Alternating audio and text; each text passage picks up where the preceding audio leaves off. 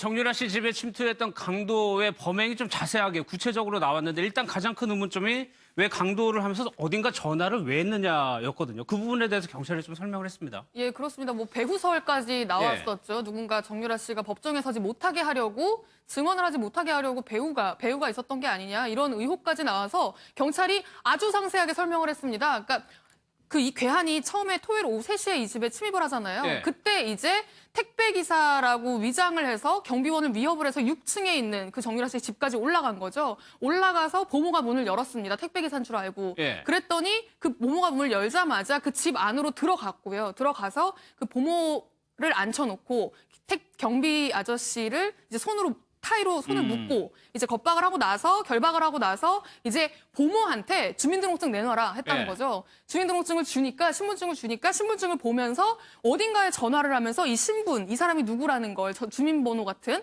그런 것들을 누군가한테 불러주는 어떤 모양새를 취했다는 겁니다. 그러니까 대체 누구한테 전화를 해서 이 보모의 신원을 알려준 것이냐를 두고 이제 논란이 많았는데 경찰 조사 결과 이 전화한 핸드폰 자체가 먹통이었답니다. 배터리 자체가 없는 핸드폰이었다는 거예요. 예. 그러니까 자기 얘기로는 누군가한테 전화를 하려고 한 게 아니라 나도 일종의 배우가 있다. 예. 내 뒤에 어마어마한 세력이 있다. 그러니까 내가 이번에 와서 뭔가를 훔쳐간다고 해도 너희가 나를 신고한다면 내 뒤에 있는 세력이 가만히 있지 않을 것이다. 그리고 작게는 보모에게 어떤 경고를 한 거죠. 내가 너의 이름과 주민번호까지 알고 있으니 네가 그렇죠. 만약에 나를 신고한다면 어떤 해를 입을 수 있다라는 어떤 경고를 한 차원이라고 이제 보여진다라는 얘기고요. 그러고 나서 이제 이 괴한이 한 일이 정유라 어딨어? 라고 물어본 겁니다. 그랬더니 이제 보모가 정유라 없다라고 했는데 위층에서 인기척이 들리는 거예요. 사람이 있는 것 같은. 그러니까 이 괴한이 이 사람들을 결박해놓고 위층으로 올라갑니다. 올라갔는데 이 6층에서 7층으로 올라가면 7층에 문이 또 있대요. 근데 문을 열었는데 문이 잠겨 있는 거예요.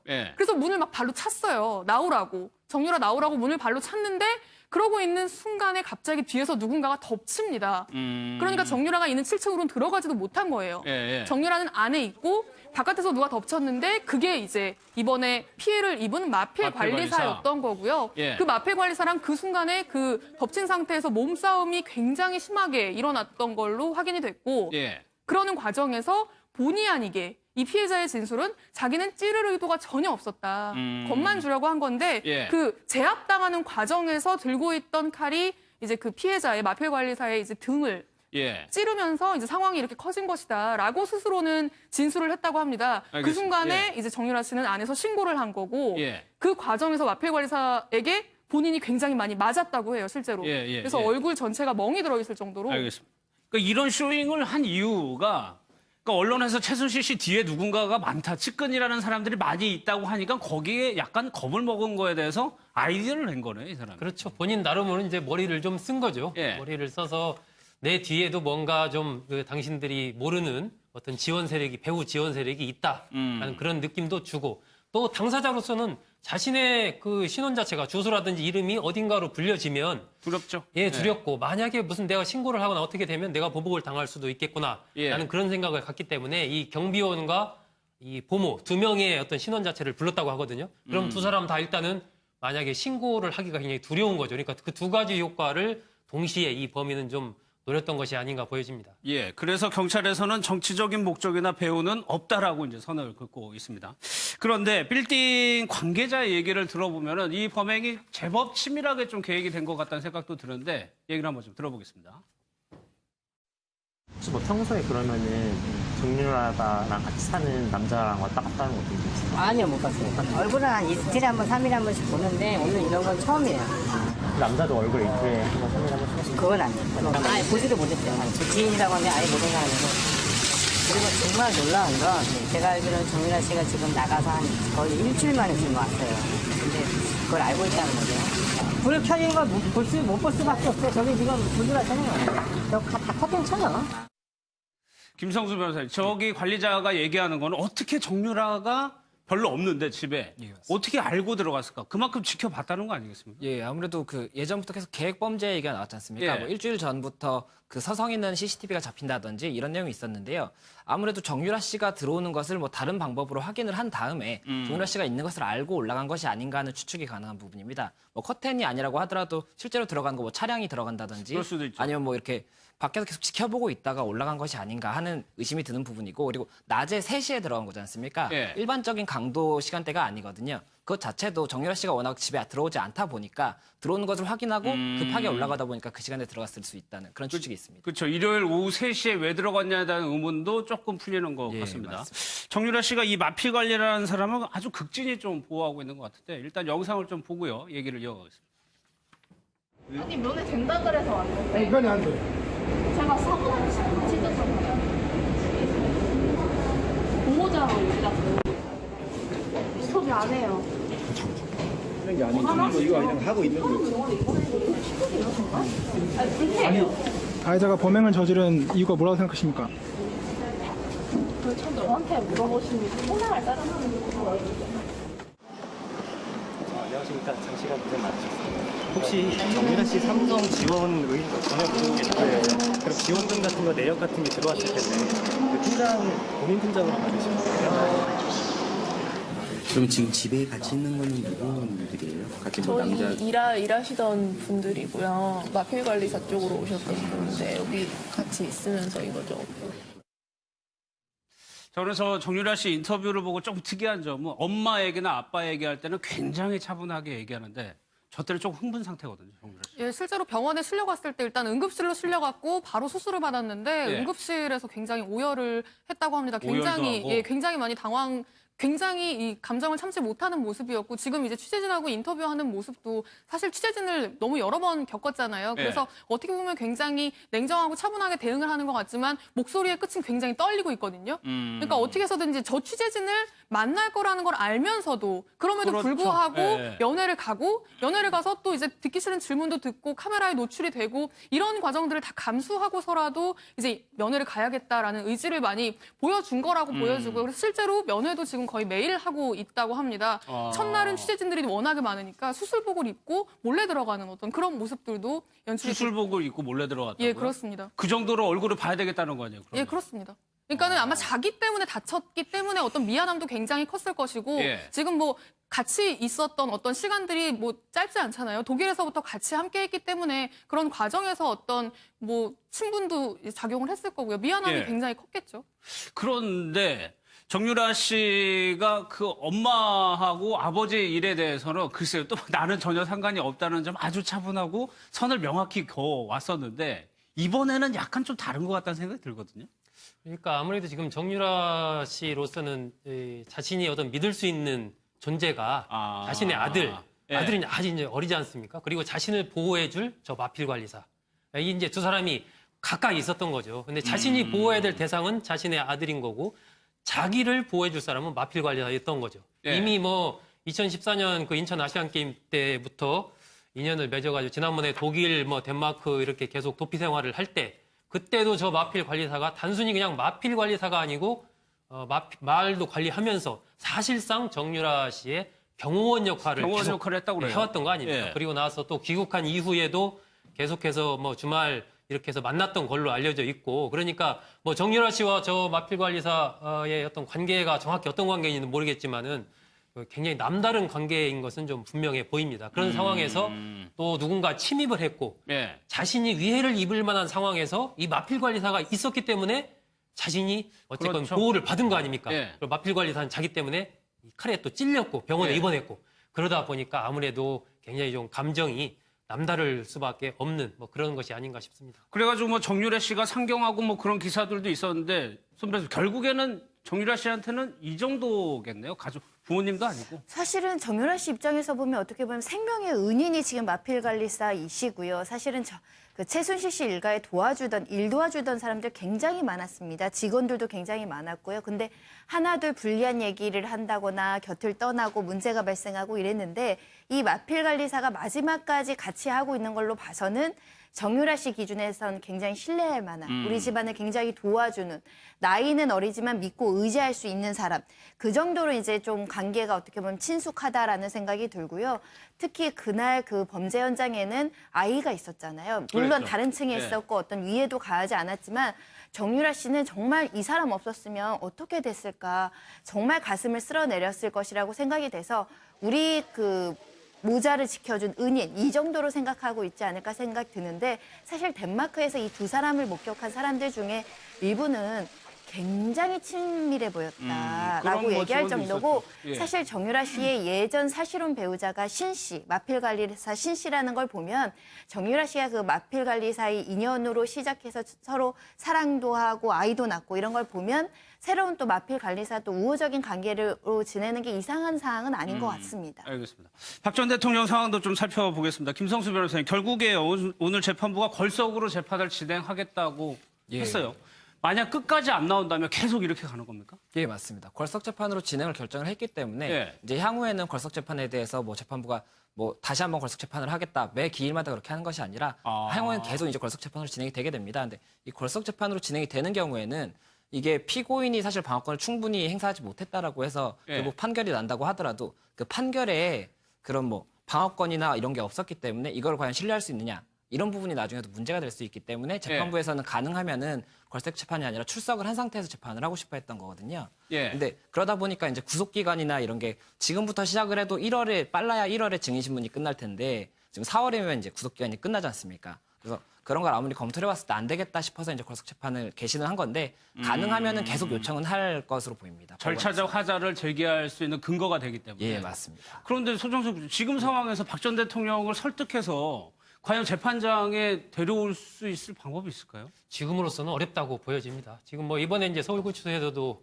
얘기하기를 허리 통증 등으로 해서 계속 진통제를 먹고 있고 한 30분 정도 이렇게 뭐 걷는 운동 이런 걸 하고 있다. 하지만 뭐 전직 대통령이란 이런 걸 생각한다면 강제로 법원에 출석하게 하는 것은 좀 힘들어 보인다. 뭐 이런 의견을 냈지 않습니까?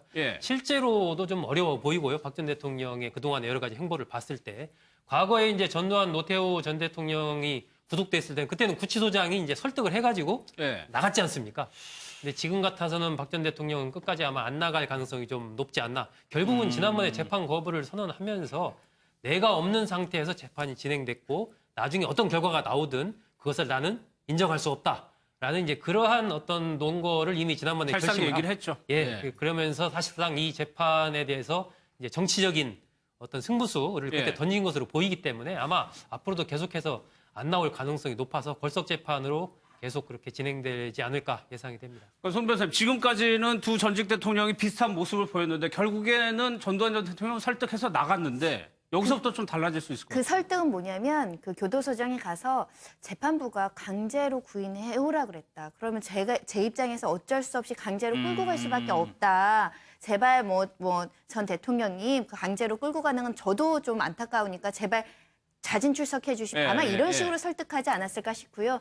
지금 박근혜 대통령 전 대통령 그 형사재판부도 지금 강제적으로 구인해 와라 뭐 이런 식으로 이제 그 강하게 나오는 상황은 아니지 않습니까? 그 자진 출석을 기대하고 있는 상황이고 불출석 사유서는 정당한 사유로 볼 수 없다는 정도 의견을 개진하고 있는데 이런 상태가 장기화되면 재판부 입장에서는 끝까지 걸석 재판으로 갈 것이냐 아니면 강제적인 수단을 활용할 것이냐에 대한 결단을 내릴 수 있고 실제로 강제로 그 출석시키지 않더라도 그렇게 하겠다라고 압박과 설득과 회유를 동시에 해서 출석하게끔 설득하는 노력을 하지 않을까. 그리고 제 생각에는 나오셔야 됩니다. 지금 국선 변호사들 선임된 분들도 주말에 다 기록 보고 다 검토하고 고민하고 있다는 거예요. 어찌됐든 변호인들이 이렇게 열심히 그 시간 내서 변론의 전략을 짜고 있는데 그 의뢰인이 좀 협조할 필요도 있지 않을까라 저는 그런 생각이 듭니다. 알겠습니다. 검찰 관련 기사 하나만 살펴보겠습니다. 차량이 들어간다든지 그럴 수도 있죠. 아니면 뭐 이렇게 밖에서 계속 지켜보고 있다가 올라간 것이 아닌가 하는 의심이 드는 부분이고 그리고 낮에 3시에 들어간 거지 않습니까? 일반적인 강도 시간대가 아니거든요. 그것 자체도 정유라 씨가 워낙 집에 들어오지 않다 보니까 들어오는 것을 확인하고 급하게 올라가다 보니까 그 시간에 들어갔을 수 있다는 그런 추측이 있습니다. 그렇죠. 일요일 오후 3시에 왜 들어갔냐에 대한 의문도 조금 풀리는 것 같습니다. 맞습니다. 정유라 씨가 이 마피 관리라는 사람은 아주 극진히 좀 보호하고 있는 것 같은데 일단 영상을 좀 보고요. 얘기를 이어가겠습니다. 아니 면회 된다 그래서 왔는데 그건 안 돼. 제가 사고 난 찢었잖아요. 보호자로 여기다 스톱이 안 해요. 하는 게 아니고 이거 그냥 하고 있는 거지. 가해자가 범행을 저지른 이유가 뭐라고 생각하십니까? 저 너한테 물어보시면 생각을 따라하는 거예요. 안녕하십니까. 장시간 고생 많으셨습니다. 혹시 정유라 씨 삼성 지원 의뢰 전혀 모르고 계신가요? 그럼 지원금 같은 거 내역 같은 게 들어왔을 텐데 그 팀장 본인 팀장으로 받으신 거예요? 그럼 지금 집에 같이 있는 거는 누구 분들이에요? 같이 뭐 남자 저희 일하시던 분들이고요. 덮친 상태에서 몸싸움이 굉장히 심하게 일어났던 걸로 확인이 됐고 예. 그러는 과정에서 본의 아니게 이 피해자의 진술은 자기는 찌를 의도가 전혀 없었다. 겁만 주려고 한 건데 예. 그 제압당하는 과정에서 들고 있던 칼이 이제 그 피해자의 마필관리사의 이제 등을 예. 찌르면서 이제 상황이 이렇게 커진 것이다라고 스스로는 진술을 했다고 합니다. 그 알겠습니다. 순간에 이제 정유라 씨는 안에서 신고를 한 거고 예. 그 과정에서 마필관리사에게 본인이 굉장히 많이 맞았다고 해요, 실제로. 예, 그래서 예. 얼굴 전체가 멍이 들어 있을 정도로. 알겠습니다. 그러니까 이런 쇼잉을 한 이유가 그러니까 언론에서 최순실 씨 뒤에 누군가가 많다, 측근이라는 사람들이 많이 있다고 하니까 거기에 약간 겁을 먹은 거에 대해서 아이디어를 낸 거네, 이 사람. 그렇죠. 본인 나름으로 이제 머리를 좀 쓴 거죠. 예. 머리를 써서 내 뒤에도 뭔가 좀 그 당신들이 모르는 어떤 지원 세력이, 배후 지원 세력이 있다라는 그런 느낌도 주고 또 당사자로서는 자신의 그 신원 자체가 주소라든지 이름이 어딘가로 불려지면 두렵죠. 예, 두렵고 만약에 무슨 내가 신고를 하거나 어떻게 되면 내가 보복을 당할 수도 있겠구나 예. 라는 그런 생각을 갖기 때문에 이 경비원과 이 보모 두 명의 어떤 신원 자체를 불렀다고 하거든요. 그럼 두 사람 다 일단은 만약에 신고를 하기가 굉장히 두려운 거죠. 그러니까 그 두 가지 효과. 정유라 씨 집에 침투했던 강도의 범행이 좀 자세하게 구체적으로 나왔는데 일단 가장 큰 의문점이 왜 강도를 하면서 어딘가 전화를 왜 했느냐였거든요. 그 부분에 대해서 경찰이 좀 설명을 했습니다. 예, 그렇습니다. 뭐 배후설까지 나왔었죠. 누군가 정유라 씨가 법정에 서지 못하게 하려고 증언을 하지 못하게 하려고 배우가 있었던 게 아니냐 이런 의혹까지 나와서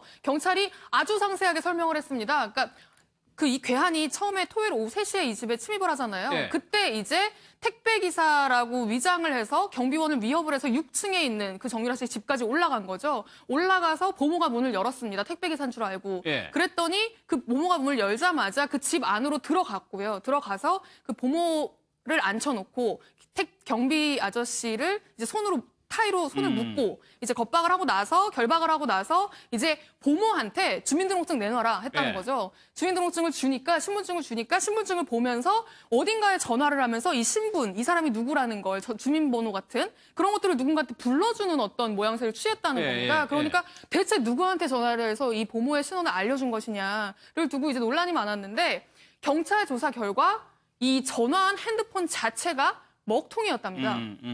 를 동시에 이 범인은 좀 노렸던 것이 아닌가 보여집니다. 예, 그래서 경찰에서는 정치적인 목적이나 배후는 없다라고 이제 선을 긋고 있습니다.